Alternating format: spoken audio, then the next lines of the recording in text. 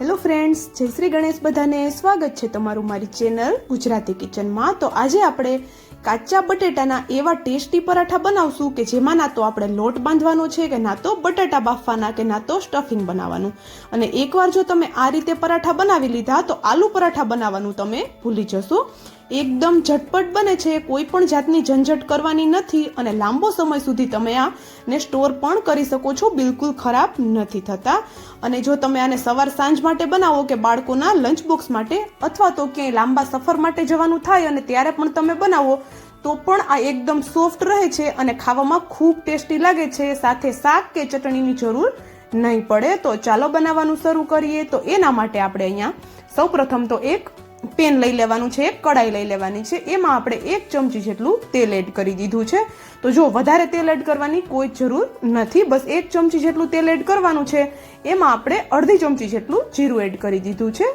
જીરું થોડું ફૂટે પછી એમાં અડધી ચમચી જેટલી વરિયાળી એડ કરશું. જો વરિયાળી હોય તો ચોક્કસથી એડ કરવાની છે, કારણ કે વરિયાળીનો ટેસ્ટ આમાં ખૂબ જ સરસ આવે છે. થોડા મીઠા લીમડાના પાન એડ કરી દીધા અને લીલા કટ કરેલા થોડા મરચા એડ કરી દીધા છે. તો જો મરચા તમારે કેટલું તીખું જોવે એ પ્રમાણે તમે એડ કરી શકો છો. બધો વઘાર સરસ એવો ફૂટી જાય પછી આપણે તેમાં એડ કરશું અડધી ચમચી જેટલી આદુ અને લસણની પેસ્ટ એડ કરેલી છે. આદુ લસણની પેસ્ટ એડ કરવી ઓપ્શનલ છે. જો તમને પસંદ હોય એની ફ્લેવર તો તમે એડ કરી શકો છો, પણ આદુ લસણથી આ પરાઠા સ્વાદમાં ખૂબ જ સરસ એવા બને છે. બધું સરસ એવું સંતળાઈ જાય એટલે આપણે એમાં પાણી એડ કરવાનું છે. તો જો મેં અહીંયા એક ઘરની કોઈ વાટકી સેટ કરી લીધી છે અને એની મદદથી આપણે 1 કપની ઉપર થોડું પાણી એટલે કે 1/2 કપ જેટલું પાણી એડ કરેલું છે. તો જો અહીંયા મેં 1.5 કપ જેટલું પાણી લીધું હતું, એમાંથી થોડું પાણી બચાવી લીધું છે, એટલે કે 1/2 કપ પાણી એડ આપણે અત્યારે કરેલું છે. તો કોઈ પણ ઘરની વાટકી સેટ કરી અને એની મદદથી તમે અહીંયા માપ લઈ શકો છો. તો પાણી આપણું ઉકળે છે તો એમાં હવે આપણે સ્વાદ પ્રમાણે મીઠું એડ કરી દેવાનું છે. અને એમાં આપણે 1 કપ જેટલું બટાટાનું છીણ, એટલે હું જો તમને બટાટાનું માપ કહું તો એક મોટી સાઈઝનું બટેટાને મેં આવી રીતે સરસ એવું ઝીણા હોલવાળી ખમણીથી ખમણી લીધું છે અને 2 થી 3 પાણીથી સરસ એવું એને વોશ કરી અને એકદમ સરસ એવું આપણે એને નિતારી લેવાનું છે. અને પછી આપણે આ પાણી જે આપણું ઉકળે છે એમાં એડ કરી દેવાનું છે. બધું સરસ એવું આપણે મિક્સ કરી દેવાનું છે એક વખત અને બટાટાને 1 મિનિટ જેવું આપણે પાણી સાથે ઉકળવા દેવાનું છે. તો વધારે આપણે એને ઉકળવા દેવાની કોઈ જરૂર નથી, બસ 1 મિનિટ જેવું આપણે એને ઉકળવા દઈશું. સાથે લીલા કટ કરેલા થોડા ધાણા એડ કરી દેવાના છે. ધાણા ઓપ્શનલ છે, જો ઘરમાં હોય તો એડ કરવાના છે અને હોય તો ચોક્કસથી એડ કરવાના છે, કારણ કે ધાણાની ફ્લેવર આમાં ખૂબ સરસ આવે છે. અને અડધી ચમચી જેટલા ચીલી ફ્લેક્સ એડ કરશું. ચીલી ફ્લેક્સ એડ કરવા પણ ઓપ્શનલ છે. જો ચીલી ફ્લેક્સની જગ્યાએ તમે અહીંયા લાલ મરચું પાવડર પણ એડ કરી શકો છો. અને અડધી ચમચી જેટલો આપણે અહીંયા આમચૂર પાવડર એડ કરેલો છે.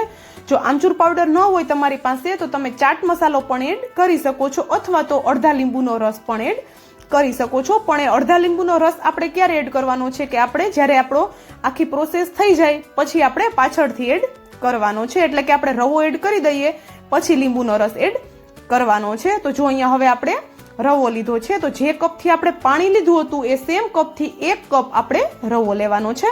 તો જો હું તમને માપ જણાવી દઉં ને અહીંયા, તો 1/2 કપ પાણીની સામે 1 કપ આપણે રવો લેવાનો છે, એટલે પરફેક્ટ એવું આપણું અહીંયા બેટર બનીને રેડી, આપણો ડો બનીને રેડી થઈ જશે. તો જો અહીંયા બધું સરસ એવું આપણે મિક્સ કરી લેવાનું છે અને જો આવી રીતે ચમચાની મદદથી ગાંઠો ન થાય આપણા જે ડો બનાવીએ છીએ એમાં, એ રીતે આપણે અહીંયા એકદમ સરસ એવું મિક્સ કરતું જવાનું છે અને આ રીતે ગાંઠો તોડતું જવાનું છે.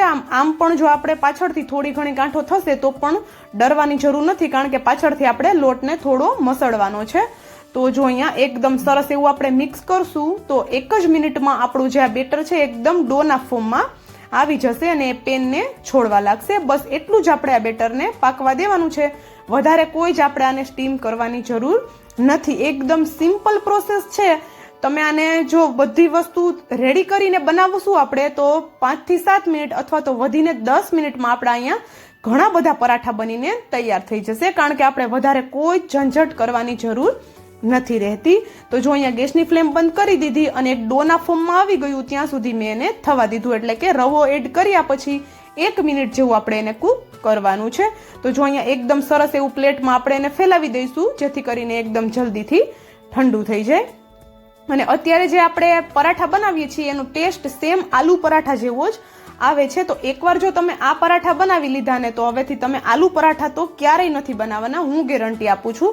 કારણ કે સેમ ટેસ્ટ એવો જ આવે છે અને અહીંયા મહેનત આપણે ખૂબ ઓછી કરવી પડે છે જે આપણે રેગ્યુલર આલુ પરાઠા બનાવતા હોઈએ છીએ એના કરતાં. તો જો ડોને મેં હલકો ગરમ હતો, આપણે એને હાથ લગાવી શકીએ એટલો ગરમ હોય ડો, ત્યારે જ આપણે એને એકદમ સરસ એવો મસળી લેવાનો છે. તો જો રવો એડ કર્યો છે આપણે ગરમ ગરમ પાણીમાં, એટલે રવો એકદમ જલ્દીથી સેટ થઈ જાય છે. તો વધારે મસળવાની પણ આપણે જરૂર નથી રહેતી. તો તમે જોઈ શકો છો અહીંયા એકદમ સરસ એવો ડો બનીને રેડી થઈ ગયો છે. તો એમાંથી હવે આપણે મોટી સાઈઝના લુવા લઈ લેવાના છે ને જે આપણે લુવો લઈએ છીએ એને પણ હથેળીની મદદથી થોડો આપણે મસળી લઈશું, કારણ કે રવો એડ કર્યો છે, સાથે આપણે બીજો કોઈ જ લોટ એડ નથી કર્યો. તો વણતી વખતે ફાટે નહીં એટલા માટે એને હલકો એવો હથેળીની મદદથી આપણે મસળી લેવાનો છે ને વણતી વખતે પણ બિલકુલ નથી ફાટતો, કોઈ જ ડરવાની જરૂર નથી. આપણે આરામથી તમે આ પરાઠા બનાવી શકો છો. નો ફેલવાળી રેસીપી છે.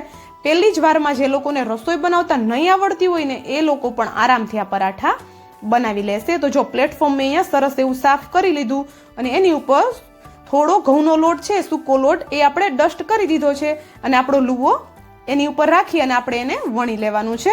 તો તમને જે સાઈઝનું પરાઠું પસંદ હોય એ સાઈઝનું પરાઠું તમે અહીંયા વણી શકો છો. એટલે કે જાડું પાતળું તમને જે રીતે પસંદ આવે એ રીતે તમારે અહીંયા પરોઠું વણી લેવાનું છે. જો જોઈ શકો છો એકદમ આરામથી વણાઈ જાય છે, બિલકુલ ચીપકતું પણ નથી અને બિલકુલ તે ફાટતું પણ નથી. તો તમે જો અહીંયા આરામથી પરાઠું વણી શકો છો. તો જો આવો પરફેક્ટ ડો બનાવવા માટે આપણે પાણીનું મેઝરમેન્ટ લેવું ખૂબ જરૂરી છે. તો અહીંયા આપણે ધ્યાન રાખવાનું છે કે 1 કપ જે આપણે રવો લીધો છે એની સામે 1.25 કપ આપણે પાણી એડ કરવાનું છે.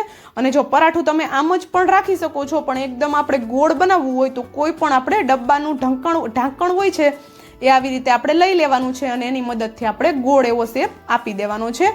આ શેપ આપવો ઓપ્શનલ છે, પણ જો આવી રીતે કરશું તો આપણું જે પરાઠું છે દેખાવમાં થોડું વધારે સારું લાગશે. તો જો અહીંયા એ જ રીતે મેં બધા પરાઠા વણી લીધા છે અને 1 કપ રવામાંથી આપણા અહીંયા આટલા બધા પરાઠા બનીને તૈયાર થઈ ગયા છે.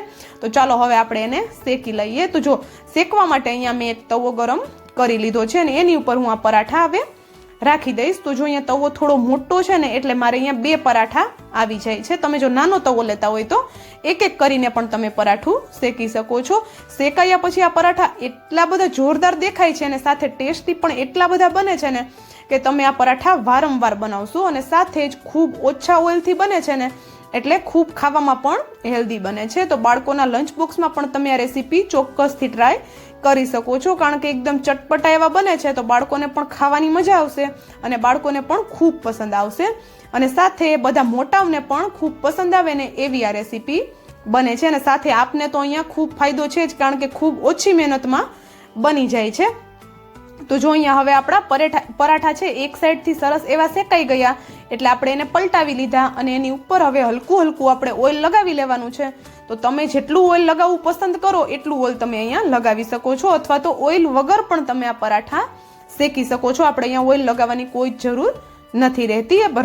રવાથી બનાવીએ છીએ એટલે પરાઠા આપણા ઉપરથી તો ક્રિસ્પી બનવાના જ છે. તો જો અહીંયા આપણે બંને સાઈડથી એકદમ સરસ એવા ફેરવીને શેકી લેવાના છે. અને હા, જો અત્યાર સુધીનો વિડીયો જોયા પછી થોડું પણ કંઈક પસંદ આવ્યું હોય તો પ્લીઝ વિડીયોને એક લાઇક અને જો ચેનલ પર નવા હોય ને તો ચેનલને સબસ્ક્રાઇબ જરૂરથી કરી દેજો. અને સાથે જ બાજુમાં આપેલા બેલને પણ પ્રેસ કરી દેજો, જેથી કરીને આવી જ નવી રેસીપીની નોટિફિકેશન તમારા સુધી પહેલા આવે. તો જો પરાઠા આપણા શેકાઈ ગયા છે, આપણે એને એક પ્લેટમાં લઈ લીધા છે. તો એ જ રીતે હવે બીજા પરાઠા પણ આપણે શેકી લેવાના છે. અને મને કોમેન્ટ કરીને પણ જરૂરથી જણાવજો કે તમને મારો આ આલુ પરાઠાનો વિડીયો કેવો લાગ્યો. તો એ જ રીતે આપણે બીજા પરાઠા પણ અહીંયા શેકી લીધા છે અને અહીંયા આપણો બીજો બેચ પણ શેકાઈને રેડી થઈ ગયો છે. તો ખૂબ ઓછી મહેનતમાં આપણા અહીંયા એકદમ ટેસ્ટી વાળા ચટપટા આલુ પરાઠા બનીને રેડી થઈ ગયા છે.